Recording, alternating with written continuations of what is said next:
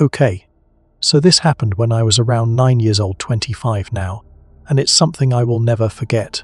It gives me goosebumps to this day. I live in a terraced house, 4 houses combined, and my neighbours and I each have our own little patio. There's a small road 10 metres from my yard where people do their Sunday walks and so on. Only a small fence separates my small yard and patio from that road. I live in a pretty crowded area with several of these terraced houses spread around in my neighbourhood. So seeing people walking on that road is pretty normal for me. Seeing random people standing on my patio is not. When I was 9, I usually got home from school about an hour before my mum got home from work. I live maybe 50 metres away from school, so my mum figured I was mature enough to be home alone for around an hour before she got home. This one day I got home from school.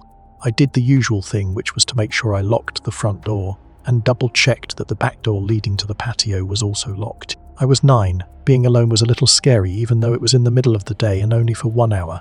I then rushed to my room upstairs to play as much PlayStation as possible before my mum came home and made me do homework. While playing, I heard this noise coming from outside my window. My room was located 1 floor over the patio, with a view to the road I told you about before. It was kinda like the sound of a cat, but my cat had been missing for over 3 months. Hope sparked and I thought, OMG, did he finally come back? I ran downstairs to check if it was my cat, but the sight that met me gives me goosebumps just writing this. There was a guy standing on my patio, a tall guy with black hair covering half of his eyes, making him look like a male version of the Ring Women or something. I could hear him making high-pitched sounds, almost like a cat meowing. A brown liquid was running down from his mouth, and I could see him spitting out my dad's stomped cigarettes.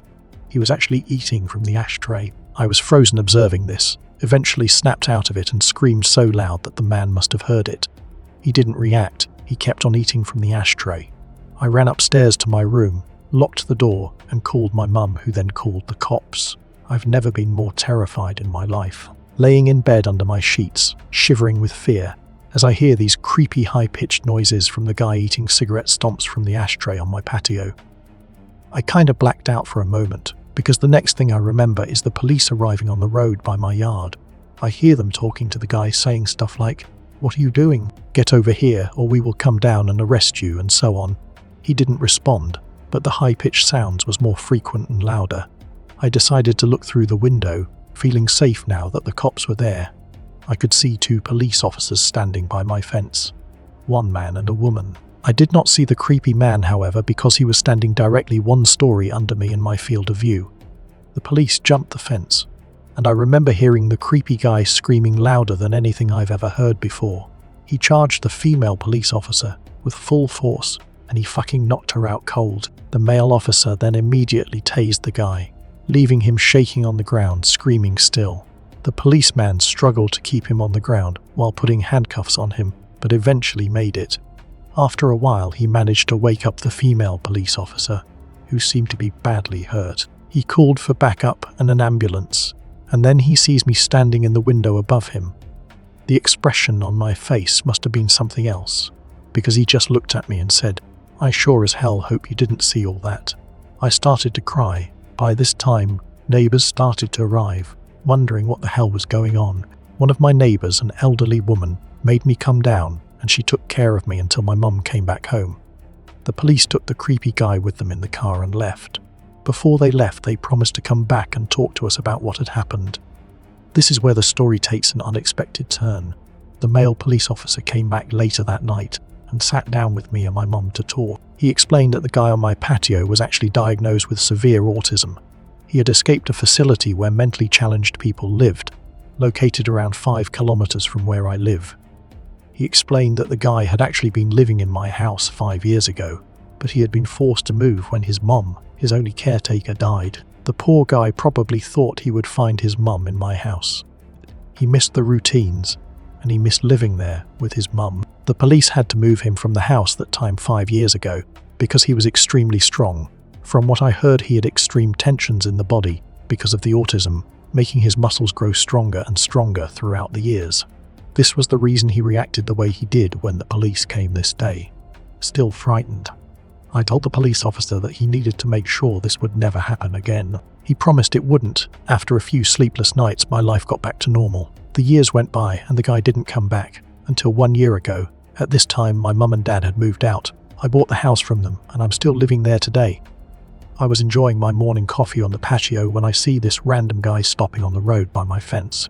He just stands there looking at me. I look at him and give him a nod, and then I hear the high-pitched noises. Holy shit, it's him. His hair had turned grey, but the high-pitched sounds made me realise. My heart started racing, and I instantly remembered the reason why he was back.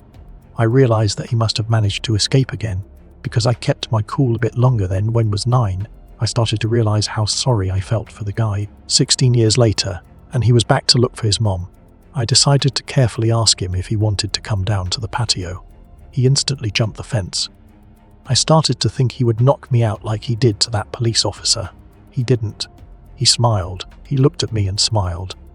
I offered him to sit down. He didn't respond. He started laughing. We went inside, his face lit up, pure joy. He was home. It reminded him of the life he had with his mom.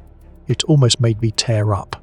All of a sudden he sat down in my couch, turned on my TV and switched directly to the cartoons. I observed him for a while. He was just completely focused on the cartoons. I just wanted him to enjoy the moment, so I didn't say anything to him. I realised I had to call the facility to let them know. The caretakers arrived 10 minutes later. After a lot of convincing, he got back up, crying, and they went back to the facility. I called the facility 2 days later. We made a deal. His name is Tom, and I now consider Tom my friend. Every Sunday from the day he returned, Tom and his caretakers visit me to watch cartoons. They say it's the highlight of his week. It makes my heart warm. Now, for several years, my thoughts were, let's not meet. Guy on my patio eating from the ashtray. Now my thoughts are, let's meet every Sunday to watch cartoons. My friend Tom. This happened to me 4 years ago. It's by far the most extreme and life-threatening situation I've been in. The eyewitness account you're about to read is 100% true and is mine. For some understanding, this happened in the United States. It was the summer of 2012. My longtime boyfriend and I had recently gotten married. Even though we were dirt poor college students and lived in a dinky apartment, we were having a blast. That particular summer we gathered with our friends at the local movie theatre, almost every weekend. There was one just down the street from our apartment that had really cheap movie tickets. A night out that was under $10 was certainly within our budget. Anyway, one Thursday night I received a call from this group of friends inviting us to watch the midnight premiere of the newest Batman movie. I had just finished working a 12-hour shift and was pretty tired.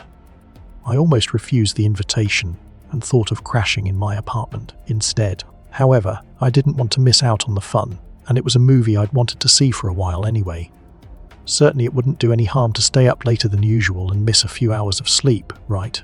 At 10:30 p.m. we met at the theatre. We passed large cardboard cutouts of Catwoman and Batman as we walked inside, greeted by the smell of buttery popcorn and the chatter of excited moviegoers. The ticket booth was to the right of the entrance, and just above that was an electronic list of movies being played. The 12-am showing of The Dark Knight Rises was displayed up there in bright red letters. Being paranoid that the tickets would sell out quickly, one of my friends swung by earlier that day and purchased tickets for all of us. We bypassed the ticket line and went straight to the ticket taker. She smiled at us and kindly directed us to Theatre 9, which was on the right side of the lobby. If only I had known what I do now, that among the crowds a killer was lurking. That as I walked across that tacky red and purple carpet towards Theatre 9, I could have been walking to my death.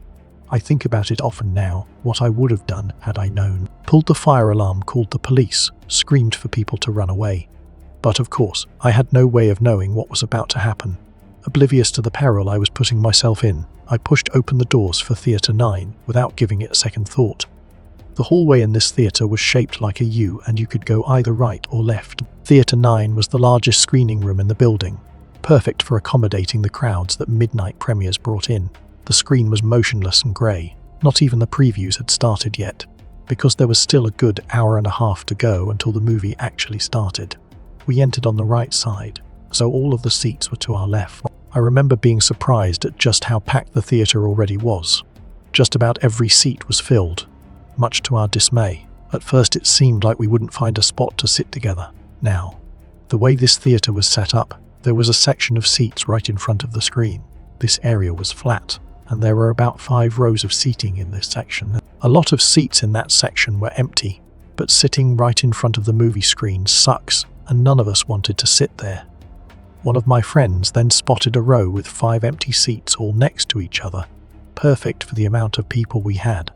These seats were about 3 to 4 rows up from where the seating rows start to elevate.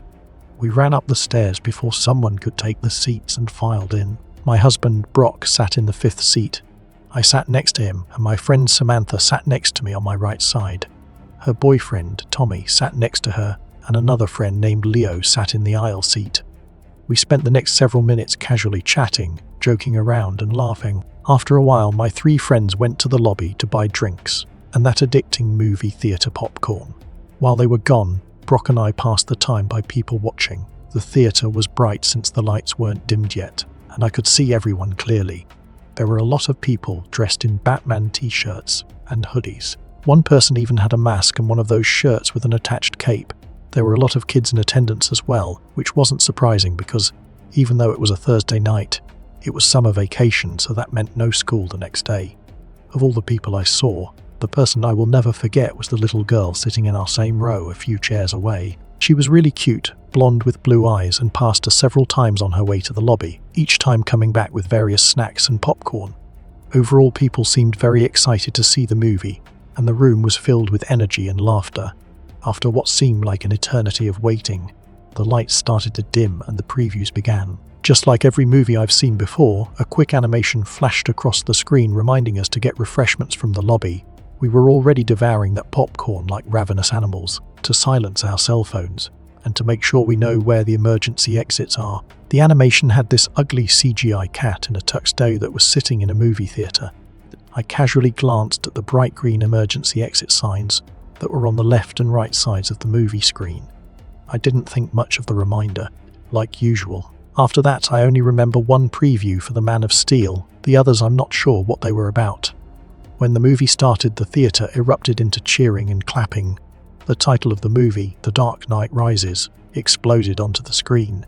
This was followed by the scene where Bane is hijacking a plane.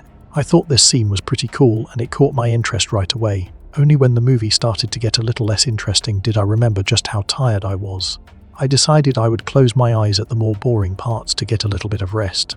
I had been awake for 20 hours at that point, so I was rightfully sleepy. My eyes were closed for most of the duration of Batman and Catwoman's encounter. I don't really remember what was going on in that part of the movie. Perhaps some of you have seen it and know what I'm talking about. Anyway, when I opened my eyes again, Bruce Wayne was on his computer digging up information on Catwoman. This is the last scene I saw. I never got to watch the rest of the movie. All of a sudden, a loud bang erupted from the left side of the theatre. I sort of screamed a little because it startled me. A strange smell started to fill the auditorium. It was like the smell of a firework, so I thought it was a cherry bomb or something similar. Had someone thrown fireworks into the crowd as a prank? Then down near the right side of the movie screen, the dark silhouette of a person caught my attention. They were just a black frame against the bright movie screen. A series of flashing lights was coming from this person. It was a weird moment where time literally slowed down and everything went strangely quiet. I was completely frozen, unable to move and really unable to think at all. It was like my brain had stopped working entirely. Brock caught on immediately to what was happening, and he grabbed me.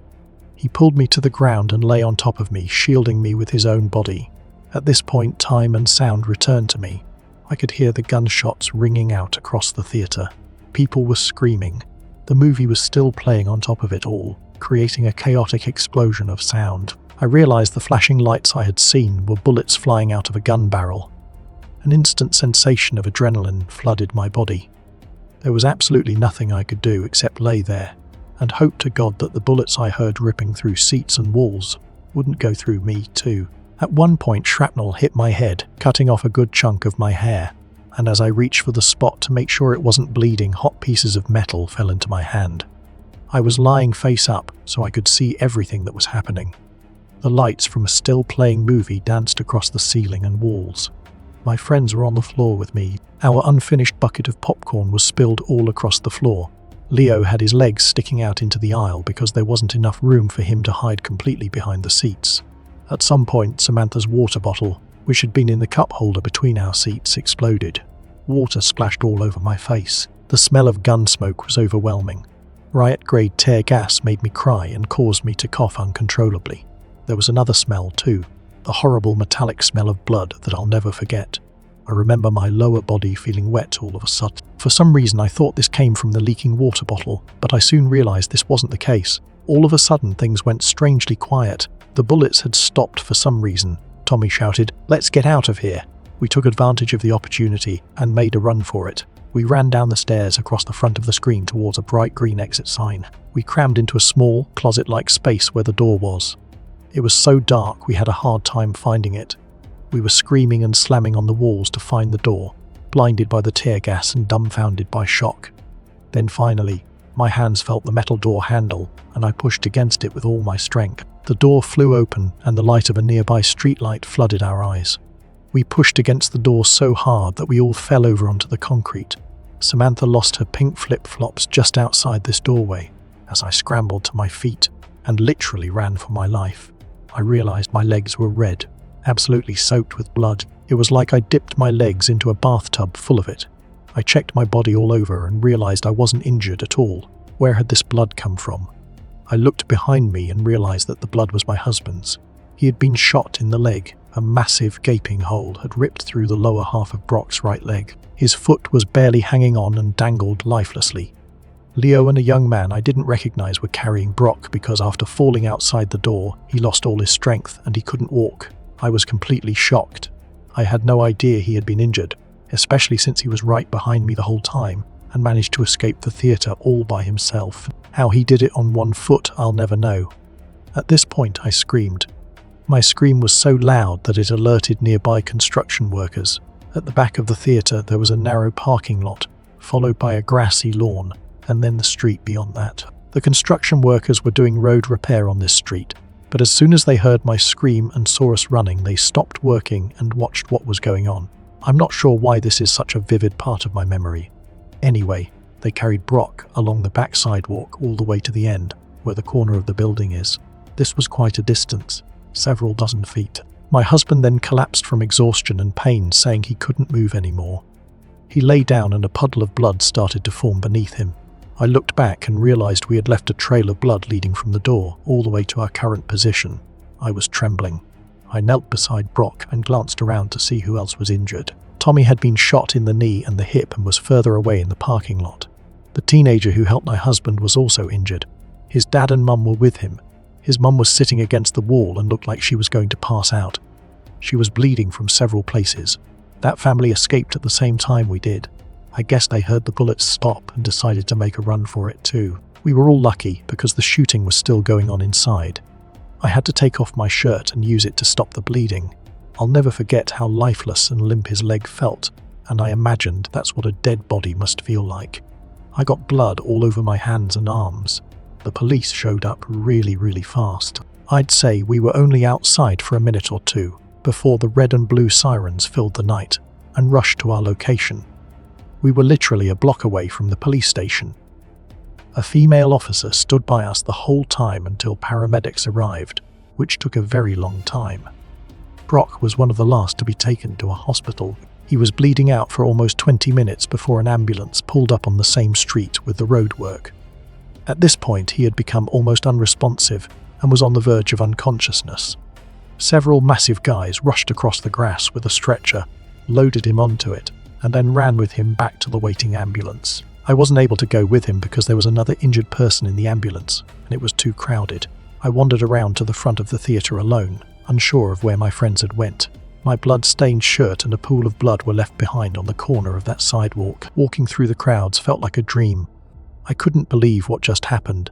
People were in hysterics and crying.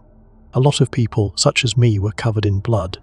And like me, I'm pretty sure the blood staining their skin and clothes wasn't their own. A lot of people seemed to notice how lonely and dazed I looked, so they kept me company and even offered me a ride to different hospitals to find Brock, because I hadn't been told what hospital he was taken to.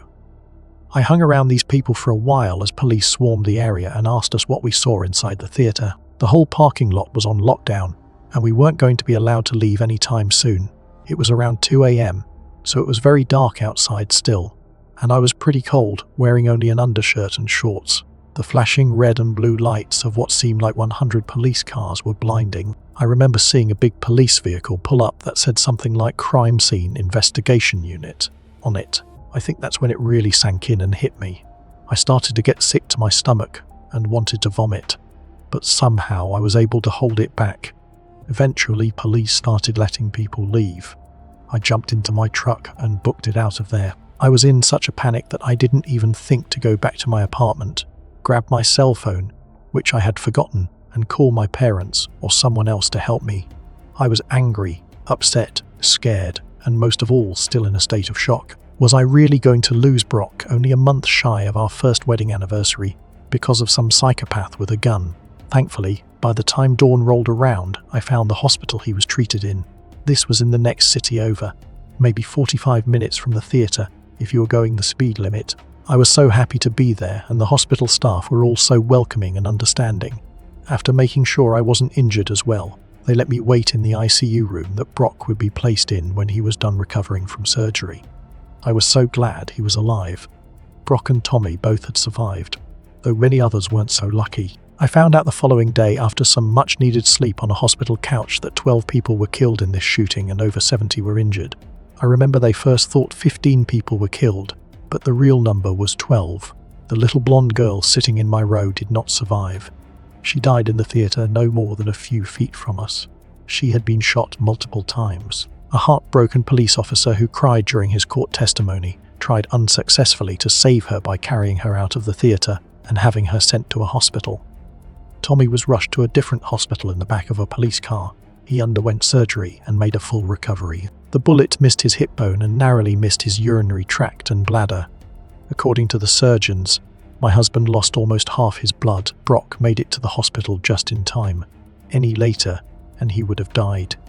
He underwent several blood transfusions and was in the hospital for 21 days. The wound to his leg was severe enough that they had to amputate it after trying unsuccessfully to save it. It's been so long since the shooting happened that my husband, friends, and I have been able to recover from it somewhat. The event was pretty horrifying and has left us scarred for sure. I wouldn't consider that part of the story to be creepy though. No, the creepy part is the shooter himself. I later learned much about him from the murder trial that would follow in the coming years. Though my encounter with this man was very brief, he has affected my life greatly. Just to know that people like this exist is disturbing. He is certainly one twisted individual that I never want to see again. I learned everything from watching the televised trial that took place in early 2015. This guy was going to school for neuroscience or something in California. I guess he was a pretty smart guy. However, for some reason he had an obsession with killing people and had a stalker mentality. After dropping out of his university, he moved to my state and chose my local theatre to commit a mass shooting. Before that, he was planning on hiding along remote hiking trails up in the mountains, jumping people, pulling them into the woods and killing them there. Though he never went through with that idea, he stalked my theatre for months and had this shooting all planned out for the night of the 20th of July. Though I never saw him before this, it's unnerving to think this guy could have been watching us every time we went to the theatre, and we would have never known it. We were completely unaware of what he had planned against us. This completely ruined my sense of security, because who knows what the stranger next to you is planning on doing to you. I came very close to the shooter, but I never actually saw his face in person until I was forced to testify in court. Of course, I saw his mugshots on television, but while in the theatre, I only saw him as a dark silhouette in the shadows, like a demonic figure rendered from the darkest and most sinister nightmare.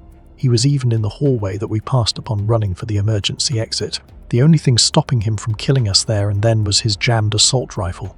To commit this crime, he ordered a few thousand rounds of ammunition, riot gear and armor, tear gas, an assault rifle, and a shotgun. He took pictures of himself, which were shown in court, wearing all of this gear like some sick trophy and holding up these weapons with a menacing smile. He dyed his hair orange and put in these creepy black contacts while making devilish faces into his camera, something that made me sick just looking at. Before driving to the theatre with all of this gear in his car, he booby-trapped his entire apartment and set it to explode if anyone opened the door. Then, once at the theatre, he posed as a moviegoer and even bought a ticket for the movie. I think his ticket had Theatre 8 on it, which was next door. but Theatre 9 had more people in it, so he went into number 9 instead. He was in the few front rows. I must have passed him several times in the lobby while he was there. Maybe he had seen me too. At some point during the movie, he got up and went through the side exit, which didn't have an alarm for some reason, kept it propped open with something, then went to his car to put on all his armor and grabbed his weapons. Then he came back inside and started shooting. When we escaped the theatre, we ran past his white car, which was parked right at the exit. We didn't even notice it. At some point he came outside, and he would have seen us there on the concrete. I don't know what stopped him from shooting people that were outside too, but he could have easily ended us there, and then if he wanted to. I think the hardest part for me was facing this twisted individual in court. I'll never forget rising as they called my name, walking down the centre row past my family, other survivors, and crowds of news-hungry media personnel.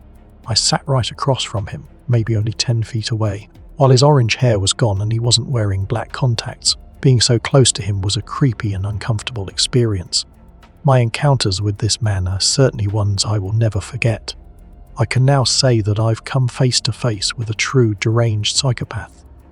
He just had this blank stare in his eyes the whole time. If eyes truly are the windows to the soul, then his soul was filled with nothing but a cold indifference for those he had murdered and harmed. He wouldn't even look at me. Sitting across from him in court was the second time I had knowingly been in the same room with this man. A man who had tried to take my life but thankfully failed. A man who would end up spending forever behind bars when, at the end of it all, he was sentenced to 3,318 years in prison for his crimes. This is to the man who tried to kill me. The man who has caused countless nightmares and fueled the fires of my paranoia. The man who hurt my friends and family, causing years of untold grief for my husband, because he will never walk the same again. The man who stole the innocence and joy from a 6-year-old child, who went into that theatre alive and came out dead. To the man who carried out the worst mass shooting in Colorado history. Let's not meet again, ever. I hope you rot in prison. This is a story I have wanted to tell for a long time. Yes, it is very long. It is as long as it needs to be to say what I need to say. I included a TLDR at the bottom. This took place between 1995 and 2002. Everyone has had a bad friend or two. I had an epically bad friend. If it hadn't happened to me, I would never have known that this strange mental disorder was real, or that people could behave this way outside of Lifetime Channel movies. I grew up in northern Indiana. I went to a large high school in the mid-90s, and my senior year, I met another student named Hannah, who had recently transferred from the main local Catholic high school in the area. That was unusual to transition so late from private to public school, Hannah said. She had been expelled because of a fight with another student over some drama about a boy. She said the other girl had made allegations against her and accused her of attacking her. Whatever had happened, the police had been contacted, and she had a restraining order placed on her by the other girl. It had forced her expulsion, and that was how I came to meet her. Hannah said none of it was true. She said she never tried to hurt her. Later I went to college in Indiana. She went to college in Florida. One day, a friend of mine from the dorms ran into a guy she had known from Catholic school back in my hometown. Once he left, she told me about this incident that had happened to him where these two girls were fighting over him about which one was his girlfriend. Neither one of them was dating him, and yet both of these girls thought that they were in a secret relationship with him. The whole thing had been very strange. Then she said one of them was a girl named Hannah. The next summer I was back in my hometown, and Hannah was also. I hung out with her casually. I told her what I had heard about her. She said she would tell me what really happened. She had a crush on this boy, but she had seen him talk to another student named Julie, and she became jealous. She said she was convinced that this boy Mike wanted to be her boyfriend.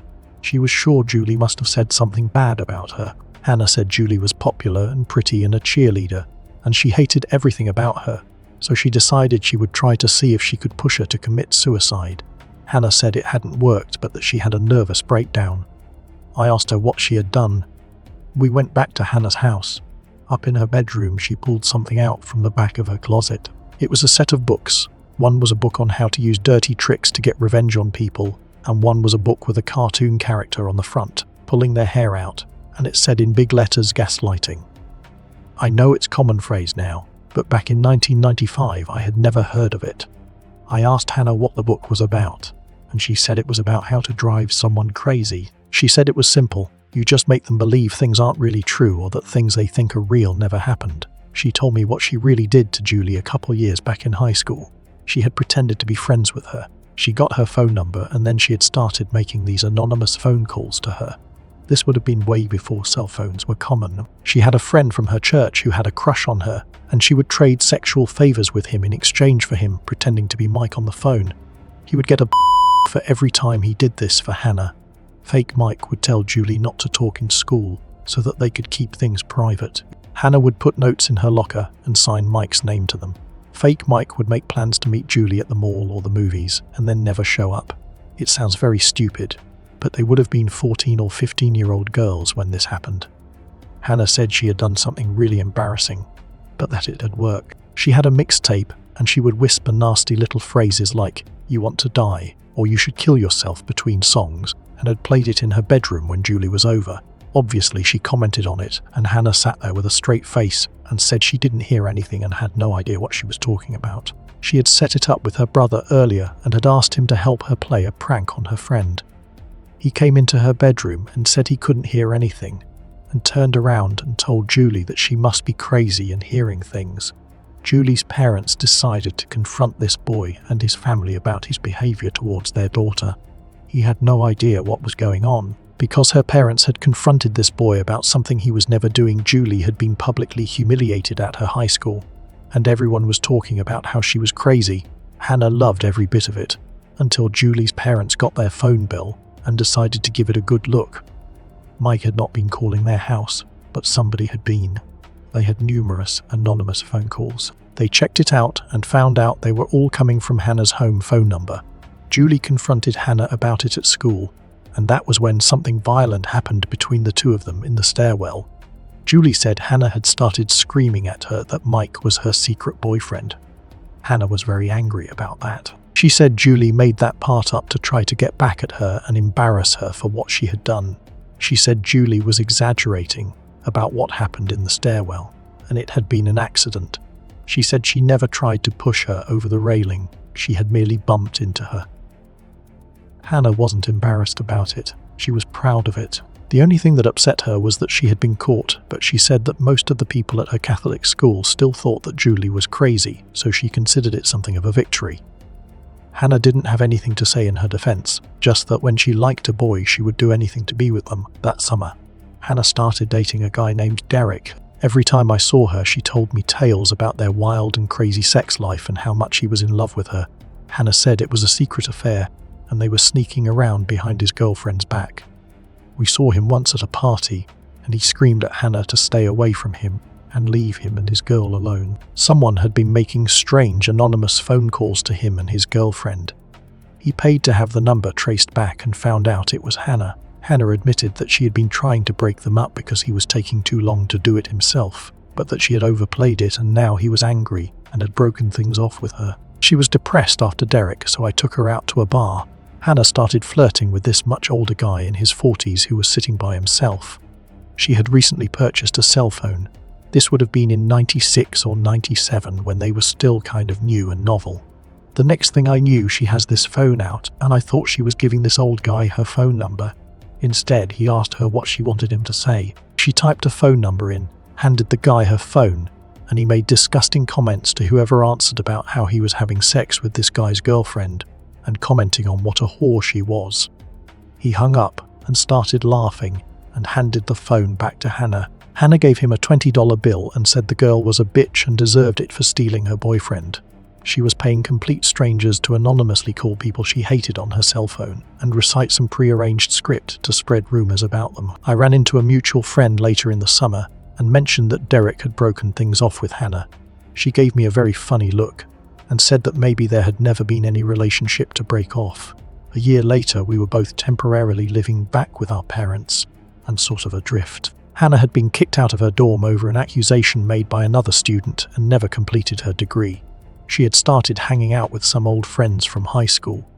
One of those former high school friends was a young woman named Kelly, who Hannah had been pretty good friends with. Something had happened between the two of them because Hannah went on and on about how much she hated her. It had something to do with Kelly's new boyfriend Dan. Hannah insisted she was using him in some bizarre plot to make another man jealous, and was worried that she would hurt him because she had found out about an STD that she had. I drove by her house one night, and there were 2 police cars out front. I went home and called her, and she said she couldn't talk. I went over and saw her the next day. I thought that their house had been robbed or something. No, the police had been there to talk to her about an incident that had been reported. Hannah was upset. She said that she had to tell the police that she had smoked weed and had gotten high because Kelly had made an accusation against her. Hannah said it was an accident and a misunderstanding. Hannah swore she hadn't been trying to hurt her. The day after, Hannah told me about how much she hated Kelly. Apparently she had called her up and said she wanted to talk to her about something. She and another friend had shown up, and the 3 of them had gone out to some local oak to smoke a joint. The other girl waited down below for the 2 of them to talk privately. Hannah had asked Kelly to look at something, and when she turned her back, Kelly said Hannah grabbed her and tried to push her off the ledge. They were about 100 feet up in the air, and she would most likely have been killed by the fall. Kelly said they fought back and forth. She regained her balance and had took off screaming about what Hannah had tried to do. Hannah said it was all a misunderstanding. It was an accident. She had been trying to show her something, but then she had lost her balance because she was high from the marijuana and had grabbed Kelly to stabilize herself, not push her off the edge. She said Kelly had almost fallen off because she had hysterically overreacted. Kelly had been very upset and insisted that Hannah had done it on purpose, and she said that it was because she was jealous over her relationship with Dan. She said it was obvious to everyone that Hannah was obsessed with him. What Kelly had not done, however, was tell the police that they had smoked a joint right before this happened, and when Hannah did, the police said that didn't have enough evidence for any kind of case. They weren't happy with Kelly for omitting that part of the account. That was it for Hannah and most of her high school friends, or at least for a couple of years. Kelly stuck to her version of what happened and her friends sided with her. People began talking about the strange rumors that had followed Hannah around since high school. I thought it was suspicious, but I couldn't bring myself to believe that she tried to kill another woman. I thought that sort of thing only happened in the movies, not small towns in Indiana. I did not, however, want to be friends with her. She was an embarrassment to be around. She had almost no friends left in town at that point. She called me up to tell me she had decided she needed a change, and she was going to pursue a different career and move to Minneapolis to make that happen. She moved in 1998, and I honestly thought I would never see her again. I wish I hadn't. She called me about a year and a half later.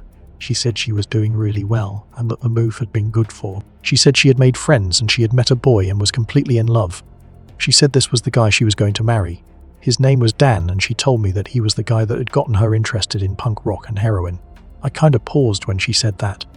I wasn't any kind of angel in my 20s, but I never even dabbled in hard stuff like that, and it didn't sound very good. Hannah insisted it wasn't a habit. She said it was amazing and easy to control as long as you were careful. This was a complete change in lifestyle and scene. Before this, she had been something of a hippie chick, but that was all gone now. At that point, her life revolved around hair, punk rock, heroin, and Dan. She wanted to come back for a visit. We went to the mall and she stopped at a kiosk and said she wanted to buy a cell phone. She lived 8 hours away in a completely different state with a completely different area code.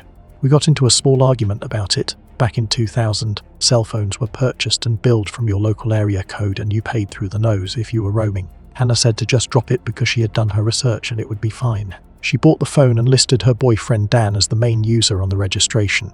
She left, and I noticed she had left her curling iron behind, and I thought I would surprise her by calling her new cell phone. She had set it up at my house, and I got the number from the caller ID. No one picked up. Instead, it went to an answering machine for Dan. The same Dan that had been dating Kelly years earlier, and the same Dan that Hannah had been accused of being obsessed with. There was no doubt about who it was.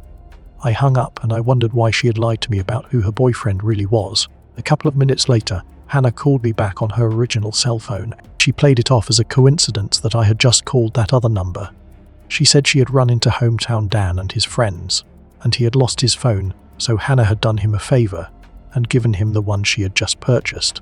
I said how strange it was that she would buy a phone for her boyfriend Dan, only to run into someone else with the same name and give it away instead. Dan's real name is very common, probably one of the most common names for men of my generation, and Hannah joked about how many different people she knew with that same exact name. A couple of months later she called. She wanted to visit again in the summer. no matter what she said about being in control of the heroin use. It was very obvious that it had become a full-fledged habit. Things had taken a turn in her life. Her boyfriend Dan had moved to Chicago. Hannah said that he was still in love with her, and they were still together, but that something had happened with his ex-girlfriend, and they were taking a break and only seeing one another privately. Hannah said he was trying to protect her. According to Hannah, his ex-girlfriend had refused to accept their breakup and had been stalking Dan for months. It was one of the reasons he had moved. She had taken an overdose of heroin and had tried to commit suicide when she found out that Hannah and Dan were together. That was the reason that they had decided that they had to keep their relationship secret. That was why Hannah was really in town. He was going to be coming later to join her, and they had set up a get-together. I wanted to meet him, but Hannah said he wouldn't act like her boyfriend when other people were around. I started to question her. She got angry and said she wouldn't let me meet him because I wouldn't understand their relationship. We got into a fight. I ordered her out of my house and made it clear that I wanted nothing to do with her. Her mother called me about a year later. She said that Hannah was living with them in Atlanta because something very bad had happened in Minneapolis. Hannah didn't have any friends left. Her mother straight up begged me to please forgive, so she could have someone to talk to. She said Hannah had spent 3 months in rehab and was off the heroin, but emotionally not doing well. She said she had to make a trip back to Minneapolis to take care of some things and pick up some of her stuff. Her mother was worried that being back there and around her old friends would trigger her to want to use again. She said it was very important that Hannah not relapse. If she did, the consequences would be severe.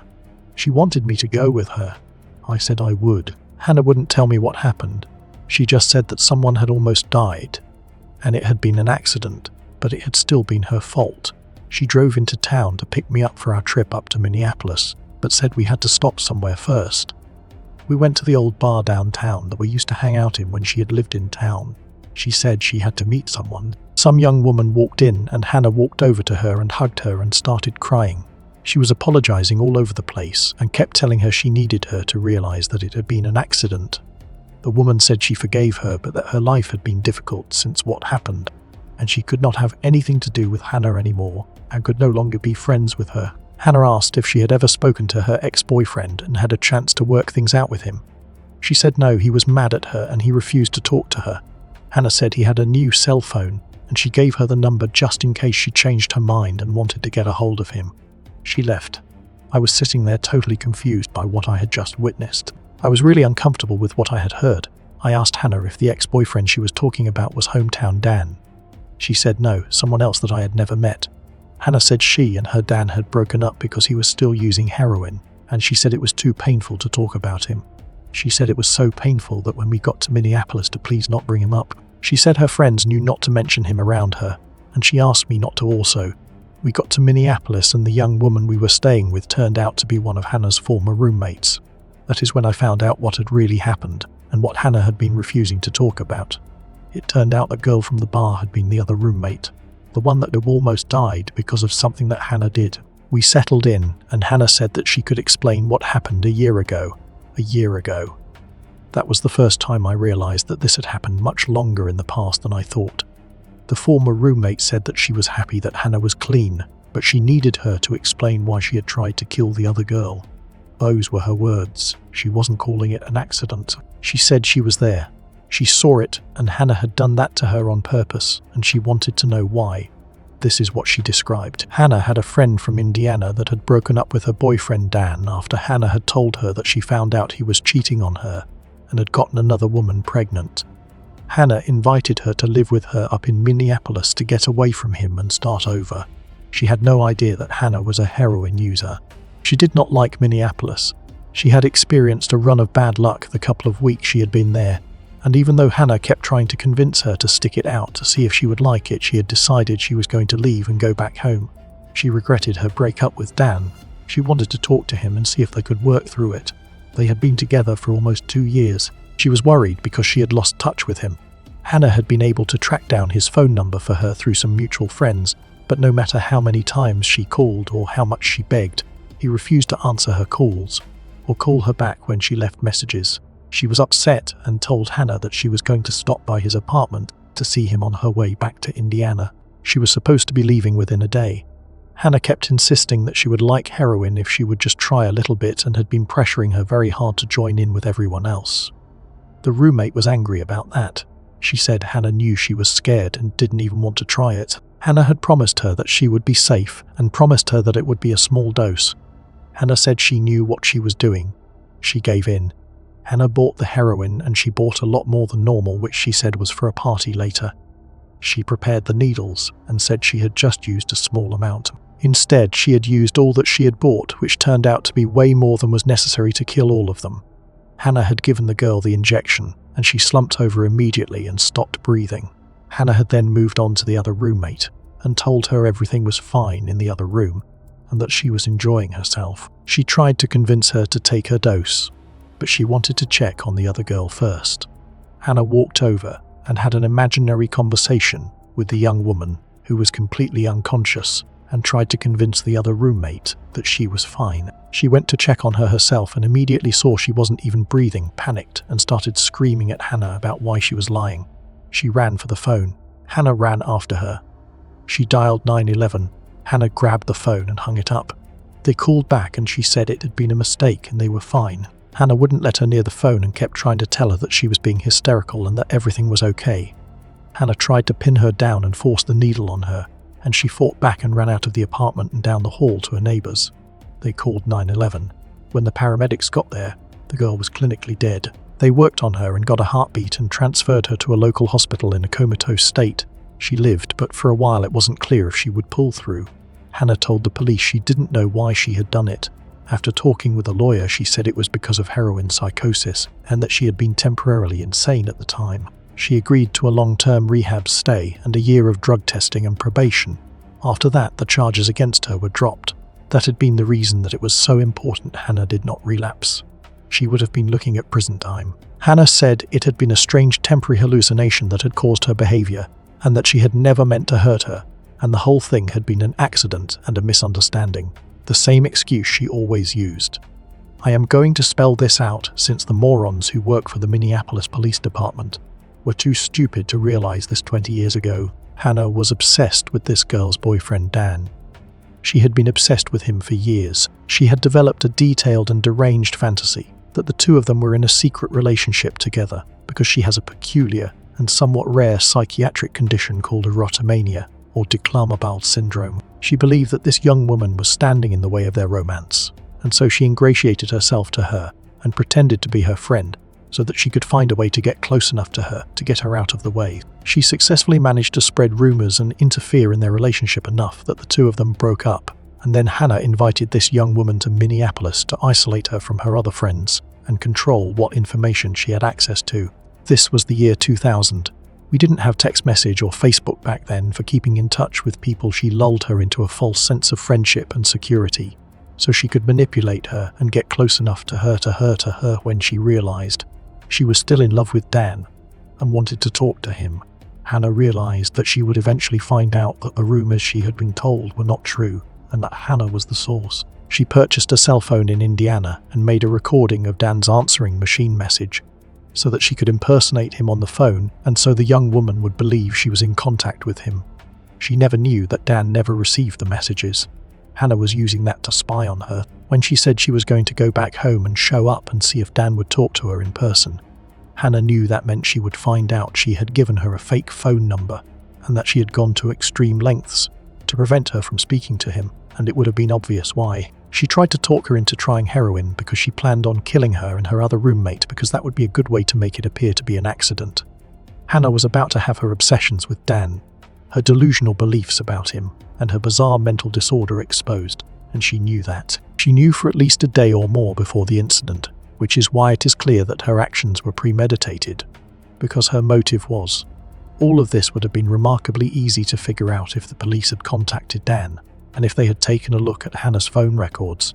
Phone harassment has always been her favorite hobby. Instead, they treated it just like the other $9.99 overdoses they have to respond to every month, and gave Hannah the old rehab or prison option, since her family could afford a lawyer and a 3-month rehab stay. That was the option she took. The police never investigated her for anything, never contacted the man Dan at the center of this, and never took any serious look into her background. It wasn't an accident, it was an attempted murder, and a pretty easy one to prove at that. Instead, the police totally dropped the ball, and because of their incompetence, she was allowed to completely get away with it. By the way, just in case any idiots who work for the Minneapolis Police Department ever read this, there is no statute of limitations on first-degree attempted murder. At the time, I didn't know any of this. I was trying to act as a support system for a former friend who was suicidal on the cusp of a heroin relapse. I was suspicious, but any time I asked Hannah questions, she just said it was too painful to talk about or would guilt-trip me about not respecting her boundaries. She had sworn to me that this young woman had never been in any relationship with the Dan from our hometown that she had known years earlier. I returned to Indiana and Hannah returned to her parents in Atlanta, and I didn't talk to her for a while. She called later and wanted to visit her old hometown again. Once again, I let her stay with me. We ran into Dan. He had moved to Chicago but just happened to be back in town that weekend. I hadn't seen him in years. Hannah had contacted him to get together. She spent the whole afternoon trying to pull him aside to talk to him, but instead he made it clear that he had only shown up because he wanted to see me. He had broken up with Kelly years earlier, but I thought he had a long-term girlfriend since then. Dan said she had left him a year ago and just disappeared. He had called her repeatedly, but she had completely cut him off. He was nice to me, he was handsome, he was a lot of fun to be around, and he asked me out. We made plans to meet up the next day. I saw him at a bar and he turned around and walked out the door and wouldn't even look at me. I was upset and confused. Hannah was super sympathetic. She apologized for not telling me what he was like and said he had this weird thing with lying to girls and playing with their emotions by pretending to like them. It wasn't like I had never been lied to by a boy before, but this felt strange. A week later, my student loan came through and I decided to go back to college and finish my degree. I moved a couple hours away. The first person that called me was Hannah. Once again, she wanted to come visit me.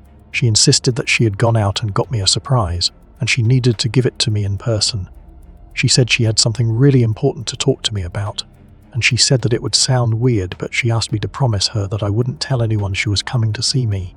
I humored her. She showed up at my apartment, and when she walked in, the first thing she asked me was if I had told anyone she would be there. At first I said no. She said that she had something for me and reached into her purse. She paused and said that she just wanted to make sure that no one knew she was there. I was frustrated and I kind of offhand said that no one besides my mum and best friend. Hannah got furious. She was angry that I had told anyone she would be there and refused to show me what she had brought as a surprise for me. She went and locked it in her glove compartment because she said she didn't want me to snoop in her stuff and find it. She kept saying she wanted to talk about something, but the time wasn't right. She decided to go home a day early. Then, one day a couple of weeks later, out of the blue, she just showed up on my doorstep one evening. I was on the phone with my best friend, who, by the way, went to the same Catholic high school as Hannah, and while not close friends with her, knew who she was. I was talking to her when I saw Hannah walk up to my front door. It was an 8-hour drive from Atlanta to Indiana.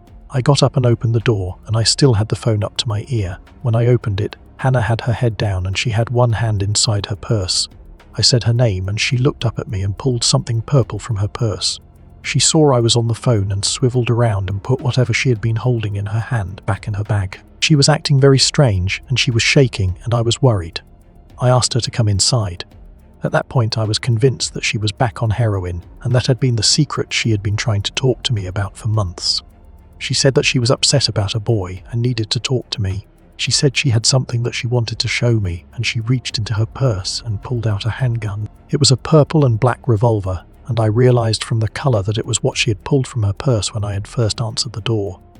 She said that she had been checking to make sure the safety was on, and I was lucky that she hadn't accidentally shot me because I had startled her. She said the gun was because she was back on heroin and scared of the part of town she had to go to in order to buy it. I didn't know it back then, but revolvers don't have safeties.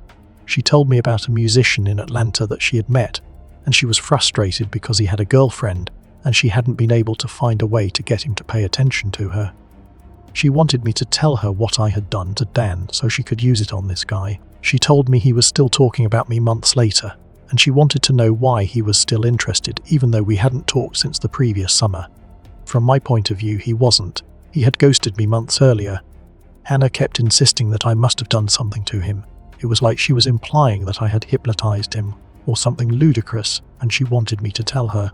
I clearly explained that I hadn't done anything and he had ignored me, and then never returned my phone calls after I tried calling him.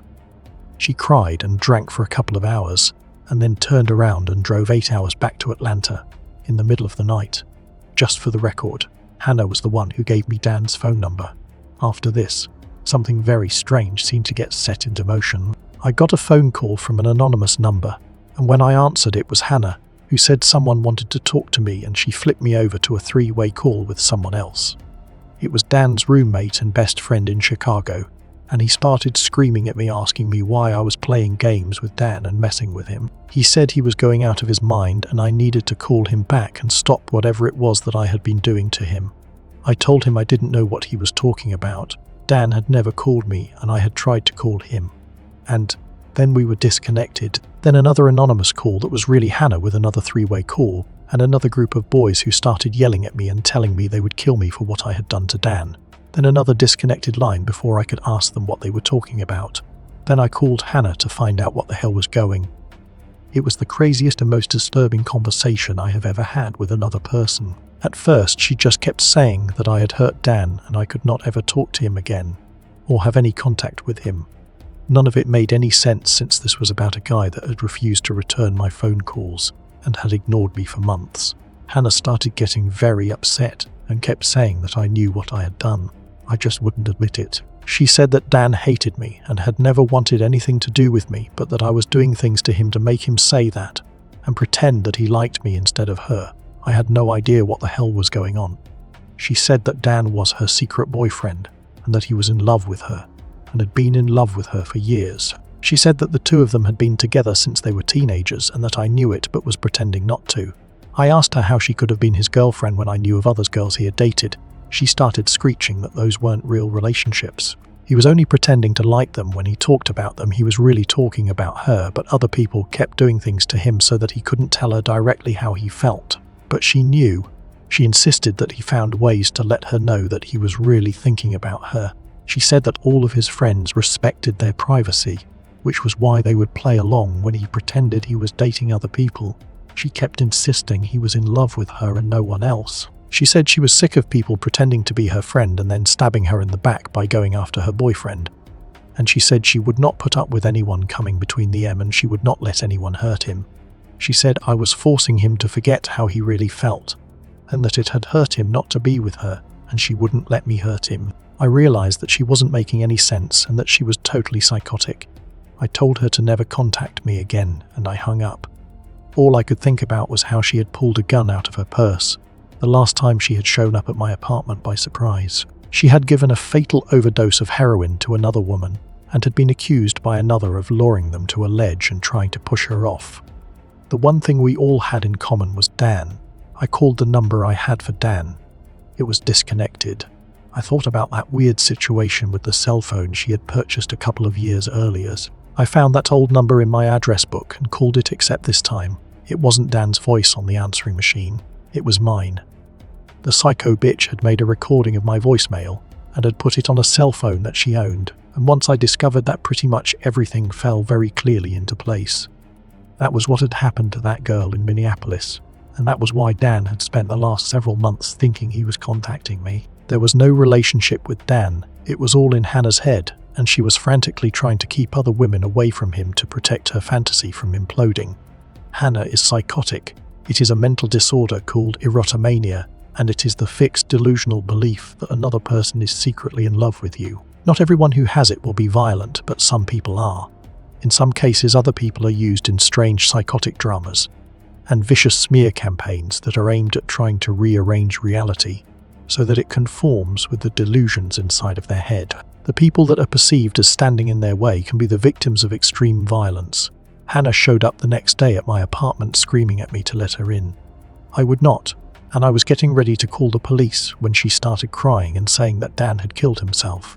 And then she walked away, and that was the last time I ever saw her. I spoke to my parents, who told me that I had received several phone calls to their house from people letting me know the same thing. I changed my phone number to keep her from contacting me. I contacted the police in Indiana, who said if she showed up again that they could arrest her for felony intimidation, but not for anything she had done months earlier. I contacted the police in Minneapolis, but I knew very little information only Hannah's name, not where or when it had happened. I asked repeatedly to please be allowed to speak to someone, but the woman on the phone said they weren't interested in talking to me. I moved so she wouldn't know where I lived. I cut myself off from anyone from my hometown who I thought might know her, so nothing could ever get back to her about where I lived. The last I heard from her, she was stalking some new guy down in Atlanta. I would have been more than happy to meet the bitch in a courtroom, but unfortunately the law is nothing like you see on television, so unless I ever have the privilege of sitting in on her sentencing hearing, Hannah from Indiana, let's not meet again. TLDR, former friend turned out to be a psychotic stalker with a strange mental disorder, who spent years engaged in bizarre and secretive behavior to attack or kill any woman who went near her imaginary boyfriend. The terrifying shadow that loomed over my life during the 1980s began in a quiet, unassuming home near Columbus, Ohio, living in a one-story house that backed directly onto a local park. Our property was essentially a dark, unguarded thoroughfare for anyone wandering from the park toward the main street. While the presence of passers-by was a common, albeit annoying occurrence in our neighborhood, the atmosphere shifted that summer into something far more predatory and deliberate. For weeks I lived in a state of constant, suffocating hypervigilance, repeatedly waking in the deep, silent hours of the night, with an overwhelming, visceral sensation that I was being watched. Because it was summer, our windows remained open for airflow, shielded only by flimsy blinds and a mesh screen intended to keep out insects. The psychological torment became terrifyingly tangible when I began hearing the distinct, rhythmic sound of fingernails dragging slowly across the window mesh. A terrifying, deliberate act that occurred 2 or 3 times a week. Whenever I gathered the desperate courage to sprint to my parents' room to report the noise, the stalker would vanish into the night long before they could investigate. My parents, deeply skeptical of a teenager's fears in an era before the luxury of modern home security, largely dismissed my claims as the product of a vivid, overactive imagination. The first time I finally caught a glimpse of him was late one night while I was fetching a glass of water. With all the house lights extinguished, I happened to glance through the kitchen's pop-out greenhouse window and saw the silhouette of a man standing outside in the yard. Paralyzed by cold, absolute fear, I retreated to the safety of my room and feigned ignorance, hoping to protect myself by pretending the encounter never happened. Ironically, seeing him was a strange, grim relief. It confirmed he was a physical reality, rather than a figment of my fractured mind. Months passed in this harrowing loop until the first snow of winter arrived, providing the first hard, physical evidence. His footprints were finally visible in the frost outside my window. Even then, though my parents finally acknowledged he was real, they took no significant defensive measures. A reality reflective of the limited police intervention and social attitudes of the 80s, the situation reached a nightmarish climax when I was home alone with a couple of my friends, preparing for a night out while my parents were away at dinner. One of my bedroom blinds had been left raised, and as I turned around, I looked directly into the eyes of the man. He was an intensely frightening, grotesque individual with shock, bright, artificially dyed orange hair. We screamed in unison, scrambled into the windowless safety of the bathroom, and I finally mustered the desperate resolve to run to the kitchen to call 911 when the police arrived alongside my parents. The man had already disappeared into the darkness. The responding officers, rather than providing us with protection or comfort, cruelly accused my friends and me of being intoxicated and fabricating the entire ordeal to cause trouble. A few weeks later, my life was forever altered when I stumbled upon a newspaper headline that stopped me in my tracks. Splashed across the front page was a photograph of the man with the distinctive orange hair. The accompanying report detailed how he had attacked and murdered 2 young women at a local gas station, a violent spree that only ended when police shot and killed him during a confrontation. While I have been unable to locate the specific article since, and the passing years have inevitably blurred some of the finer details, the emotional impact remains incredibly vivid. I remember feeling a sickening, heavy collision of profound shock and a cold sense of relief that he was gone and would never be able to return to my window. To the man with the dyed orange hair, we will never meet again. Does hearing about the specifics of your experience in the 80s make you more interested in exploring the evolution of stalker laws and public safety awareness? Or would you prefer to focus on the psychological impact of such events? So the story ends here. Some sounds in the dark are still quietly echoing. If it gave you chills, hit like and maybe share it with friends brave enough to face the fear. Subscribe to Vanthara. The next unknown story might be waiting for you in the night. Drop a comment. Tell me what scared you the most tonight, and maybe, next time, it'll become a new story.